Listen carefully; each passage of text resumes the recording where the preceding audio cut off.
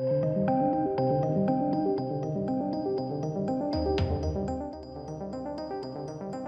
welcome ladies and gents, let's talk about Obi-Wan Kenobi. We're going to review the series as well as the series season finale.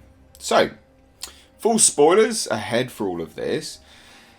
And I think what we'll do is we'll touch on we'll touch on the episode first, we'll talk about that, and then we'll shuffle on to the season as a whole. Because the thing about this, and I said in the last review as well, the thing about this show and these later episodes is it's bittersweet, because you look at some of this stuff and you go, well, that's how the show should have been. Why wasn't it like this?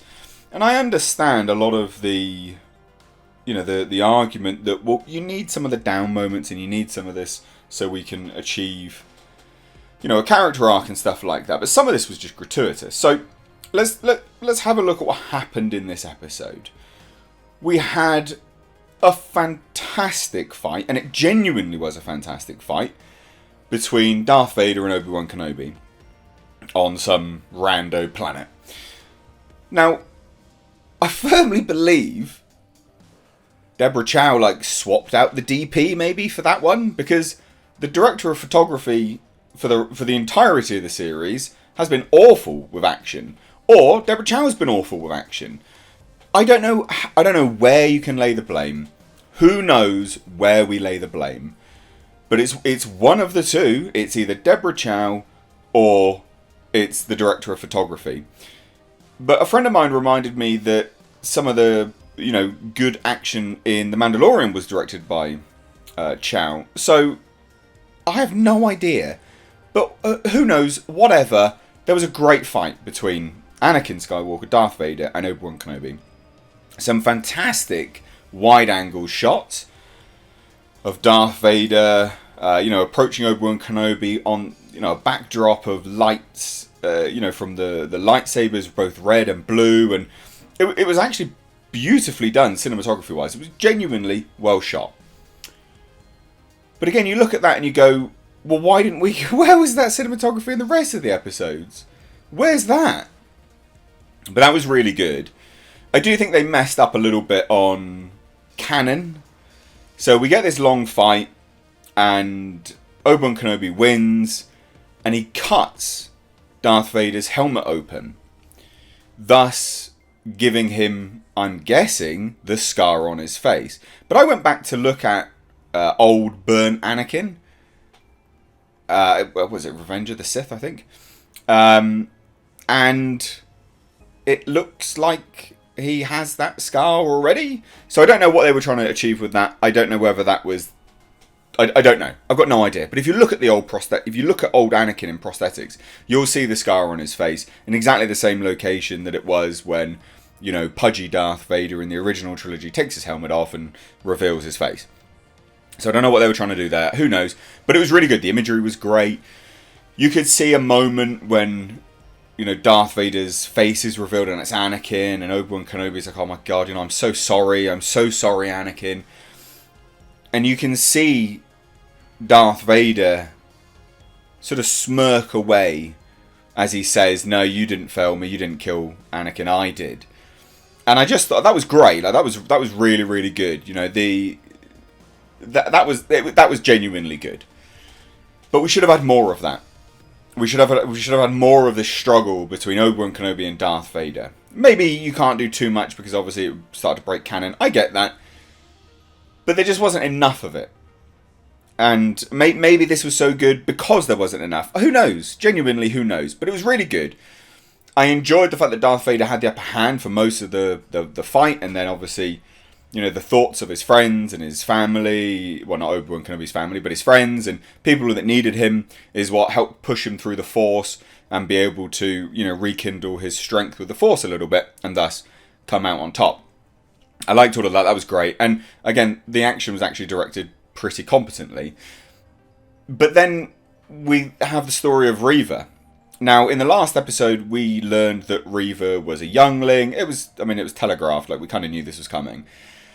And this is her redemption arc. But I feel really bad for her as an actress because her character's shite. And it's shite for no fault of her own.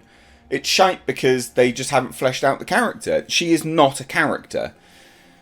So this character arc of her redemption, she goes to Tatooine, she confronts Uncle Owen and Aunt Beru, chases down Luke. Luke knocks himself out or whatever. Never sees Reva, so there's no sort of breaking of canon there. Never sees the lightsaber or anything like that. But, you know, Reva's like torn. Am I going to kill him? Am I not? I keep seeing myself. I keep seeing Anakin. Who am I? Blah, blah, blah. And it was this sort of internal struggle, but it wasn't earned.